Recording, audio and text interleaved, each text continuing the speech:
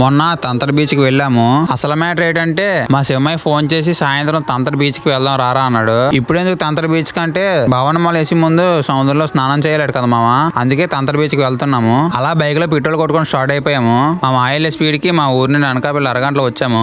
ఇంకా అలా అనకాపల్లి వచ్చాక తంతర బీచ్ లొకేషన్ చూసుకుంటూ తంతర బీచ్ దగ్గరికి అయితే వచ్చాము. ఇంటి దగ్గర 3 గంటల బయలుదేరితే బీచ్ దగ్గరకు వచ్చేటప్పుడు 4 పోయింది మామ. ఇంకా అలా మా మాయ స్నానం చేయడానికి వెళ్ళాడని చెప్పి నేను పక్కన నుంచి కొండెక్కి లొకేషన్ వీడియో తీసుకుంటున్నాను. అలా వీడియో తీసుకొని కిందకు వచ్చేసరికి మా మాయ కూడా వస్తున్నాడు. అలా డ్రెస్ చేంజ్ చేసుకోగానే బైక్ దగ్గరకు వచ్చి ఐస్ క్రీమ్ తీసుకొని కుక్కలు చీకినట్టు చీకేసి బయలుదేరిపోయాం మామ. అలా కొంచెం ముందుకు వచ్చాక వర్షం స్టార్ట్ అయిపోయింది. ఇక్కడ చిన్న పందిరి ఉంది కాబట్టి సరిపోయింది మామ, లేదంటే మొత్తం తడిసిపోదు. అరగంట నుంచి అలా వర్షం పడుతూనే ఉంది మామ. లైట్ గా తగ్గితేప్పటికి మా మాయ బండి తీసి రారా వెళ్ళిపోదాం అన్నాడు. మాయ తగ్గితే ఆగరా ఇంకా పోగంట అంటే ఇంకా భవన బట్టలు తీసుకోవాలరా, తగ్గలేదు రా వెళ్ళిపోదాం అన్నాడు. సర్లే అని చెప్పి తడుచుకుంటూ బయలుదేరిపోయాం మామ. నేను అన్నట్టుగానే పోగొన్న తర్వాత వర్షం తగ్గిపోయింది మామ.